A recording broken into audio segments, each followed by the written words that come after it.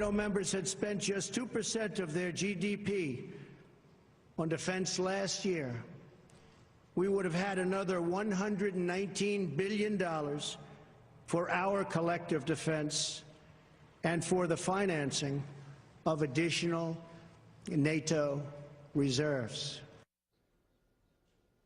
Did any of you see that snickering there? Look very closely. Leaders of Luxembourg, the left of Finn Macron, who just took over in France.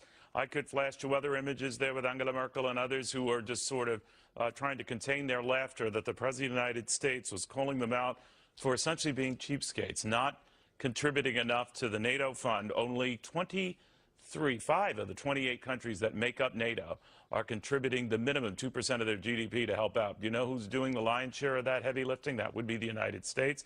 Donald Trump said as candidate he would put an end to that. But just to put in perspective, the same people who are snickering at him and laughing at him, and you got to see this again and again, and treating him like a pariah in the group photo outside the great NATO group picture, these are the same people who are caught on camera and will have to explain to the President of the United States, I wasn't really laughing at you. I was just, yeah, we were exchanging a joke. That's the ticket.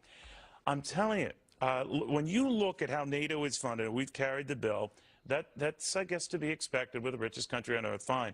But some of these other countries who are not, including France, including Germany, they're being beat out by countries like Estonia and Poland, much poorer countries that can ill afford to do it, but are trying their damnedest because they think security is important.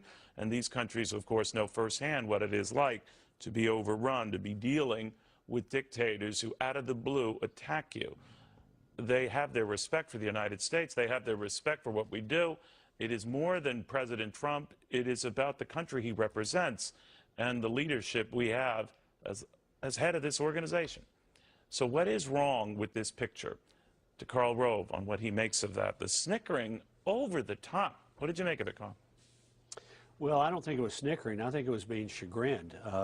This is a moment where they were carefully staged to honor the Article 5 of the NATO treaty, which says an attack on one is an attack on all, and to unveil a monument in commemoration of 9/11, after which NATO invoked Article 5 for the first time in its history in defense of the United States. So I think it was like, this was a message that that 3 previous presidents that I'm aware of have delivered to NATO.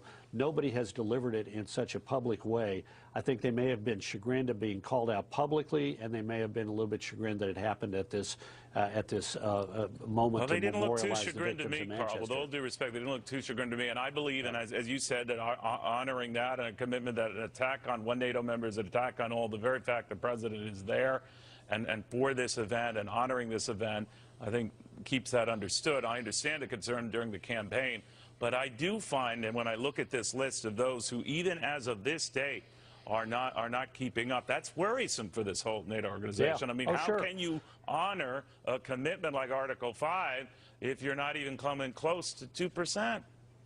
Yeah, no, absolutely, and this is something that America has been concerned about for some time. Some countries have been getting better. Some countries have done it in the face of enormous domestic pressures at home. Poland, for example, has been very firm in its funding for NATO over the years.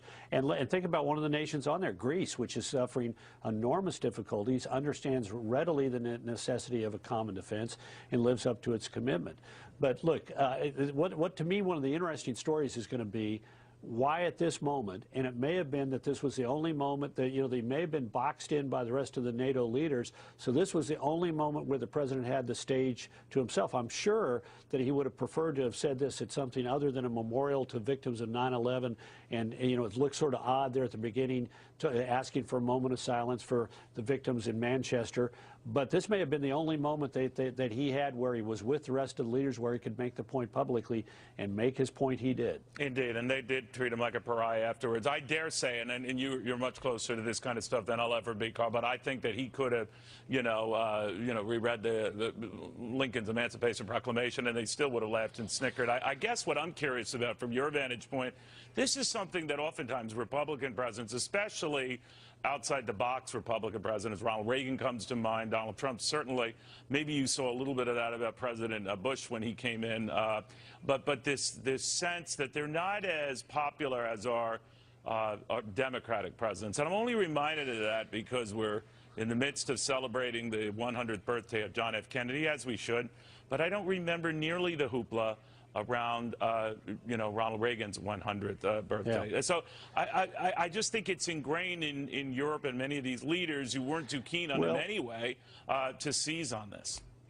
Yeah, well, I think I wouldn't group them all together. I think, Donald Rumsfeld was ridiculed for his old Europe and new Europe construct, but I think that's actually accurate. If you look at the countries that are relatively new democracies, like a Poland and like the Baltic states and like the Czech Republic, the NATO members that come from the former Soviet Union are far more pro-American and accepting of these values. Take Albania. In Albania, Republican presidents, whether it's George W. Bush or Donald Trump, are enormously popular.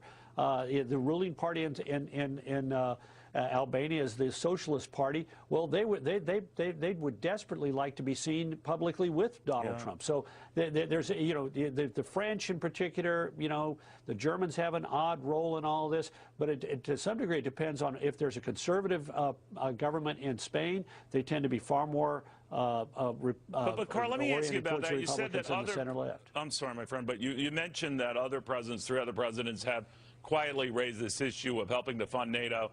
But it appears, judging by the numbers, that most of those countries, NATO members, didn't budge. So do you get to a point Well, most of them didn't, but go ahead. But with all fairness, I think we've been in a sort of a 20-year period where, in particular after 9/11, countries sort of awoke and realized it was in their interest to put more into defense. And you've seen, particularly in the last 3 or 4 years, some of the countries, the Norwegians are doing a better job of preparing. So these numbers are better than they were. The fact we have only 5. Oh God, yes. That's the scary thing. I think at one point we were down to 3, and more importantly than that is, if you look deeper, there are a large number of countries that are close to 2%, and if they put just a little bit more effort in it, they'd be over the 2% number. That hasn't always been thus the case. But let's be honest about it. It didn't happen because of the previous administration. Probably didn't happen because of the administration before that, in which I served. Events drove it in following 9/11, and in the last couple of years with the resurgence of Russia, that's driving it too. It's not an accident that 2 of the countries that are closest to Russia, Estonia and Poland, are some of the states that are among the 5 that meet their treaty commitment. Yeah, Poland amazed me. Amazing people. All right, thank you very much, Carl Bro. You bet. All right. Well, how did all of this go down? Kevin Corke traveling with the president joins us now in Brussels. Kevin. Neil, I want to apologize for the shot there. I'm actually getting a bit of help here, but let me just say this, and I think this is relevant. To suggest that world leaders really don't know how to take this president is probably a bit of an understatement. I think, as your conversation with Carl reflected, look, they may not respect his knowledge. They may not respect his policy chops, and I think we've actually seen that play out. But I think they're also wise enough to know not to doubt his appeal and most certainly doubt his power. The president making his very first trip here to the NATO summit. And yes, he came with a message. You're right. He wanted to make sure that he got the message clear to the nations that are part of the alliance. Look, you got to do your fair share. You have to pay. 2% of GDP is certainly a goal. As you mentioned, only 5 of the 28 member nations right now are doing that. And so we heard the president make that appeal today, once again insisting that if this is going to work long term, we're all going to have to pull our own weight. I know it's hard to hear me over there, but they were laughing at him. They were snickering at him. This is the leader of the free world. This is the guy who heads the country that pays the lion's share of these bills, and they're snickering at him. This isn't sort of consternation. This is snickering. This is a condescending, dismissive snickering.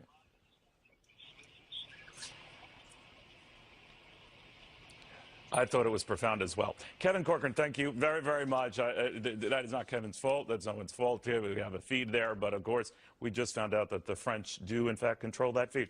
All right, but kidding.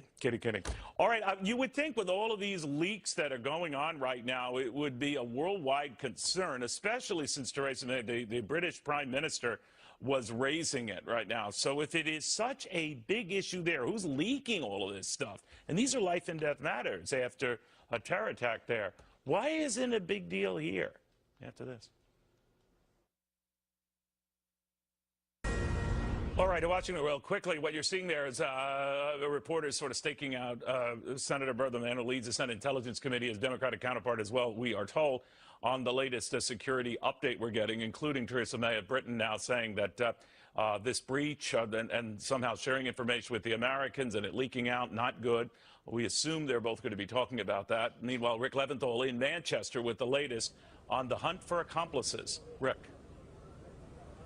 And Neil, we have some breaking news. Police were carrying out search warrants on a number of areas around the city, and they actually are in the town of Wigan tonight at a home that was deemed to be suspicious, a person who may have been connected to the bombing plot, and they have now evacuated the area because the bomb disposal unit called in. They found suspicious items in the homes. They believe it may not be safe. So there is now a cordon set up there in the town of Wigan, which is about 40 minutes outside of Manchester. The bomb disposal unit there investigating some suspicious items. Perhaps this is where the bomb was made that was used in Monday night's attack. We don't know that yet, but certainly there have been numerous raids carried out across Manchester and the suburbs, at least 8 arrests here alone, as they search for anyone who may have any connection to Salman Abedi, the 22-year-old suicide bomber. We know that authorities arrested his older brother here in Manchester, and in Libya they arrested his father and his younger brother Hashim, who reportedly confessed to knowing about the plot and then told authorities that he and his brother belonged to ISIS. Libyan authorities also say that Salman, the bomber, phoned his mother hours before the attack and said, "Forgive me." Also, his sister is telling the Wall Street Journal that Salman was angry by U.S. airstrikes on Syria, saying that innocent children were being killed. Of course, many children were among the victims in the attack on the Manchester Arena on Monday night. Meanwhile, Manchester police, as you've been reporting, very angry over leaks in the investigation, including the name of the suspect and evidence photos of the bomb that was used in the attack. They have reportedly stopped sharing information with U.S. authorities, prompting the British Prime Minister to weigh in. That trust is knowing that intelligence can be shared confidently, and I will be making clear to President Trump today that intelligence that is shared between law enforcement agencies must remain secure. The president says he's asked the Justice Department to launch a full review, Neil, but this is shaky business here because the exchange of information between the U.S. and the U.K. is of critical importance. Rick Leventhal in Manchester, thank you very, very much. But as you heard from Theresa May, the British Prime Minister, to Rick's point, she's concerned about these kind of leaks that could be life and death issues there. So abroad, this is very important leaks. Who's behind them? Maybe not so much in the United States. I talked to House Homeland Security Chairman Michael McCaul about that and his thoughts on getting to the bottom of all of this.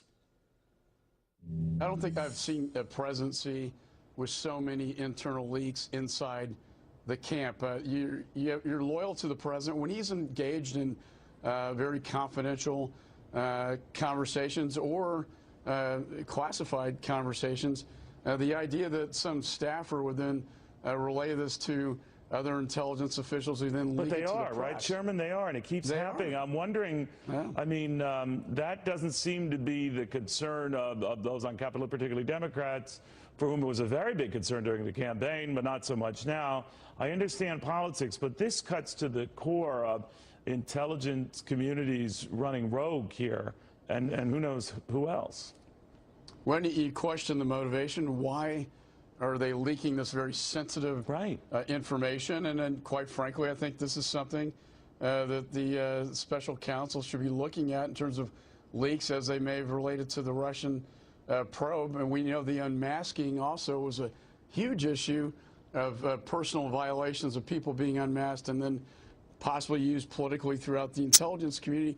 These are big, no-nos within the IC. This is not supposed to happen, and particularly those so close to the president to reveal these very private, intimate conversations.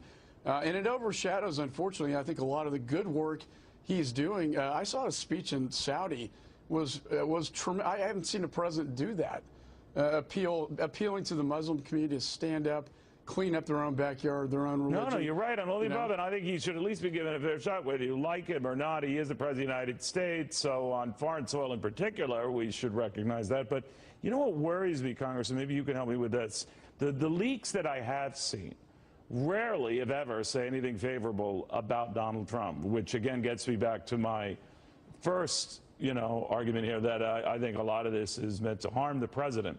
But wouldn't that be able to help those who want to investigate these leaks, if we have a real interest in it, be able to isolate who would want to harm the president? Who's out to do that?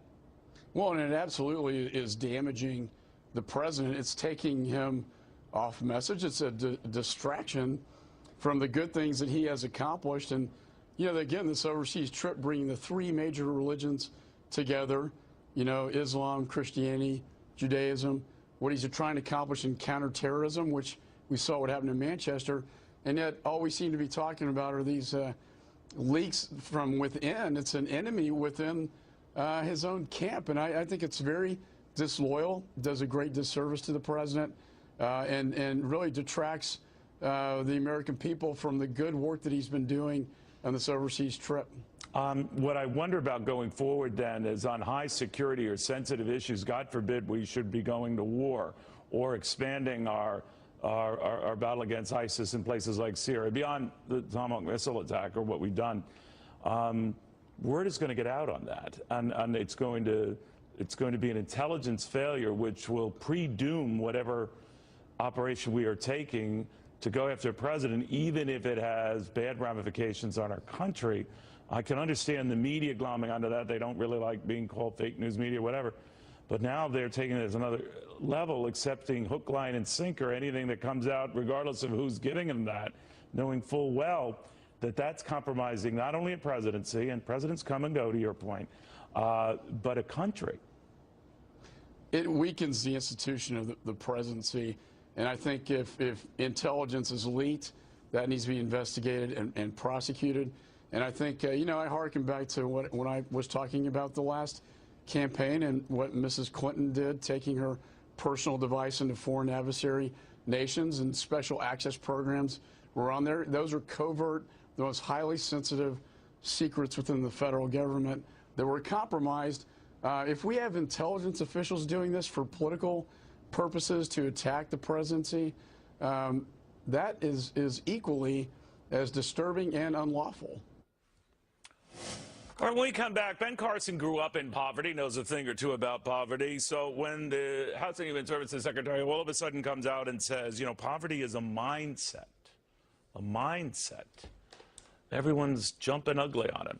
But that might rattle folks who wonder at his department heads, HUD, whether that's the right guy to be. Ben Carson getting a heap of criticism over those remarks. So poverty is a state of mind.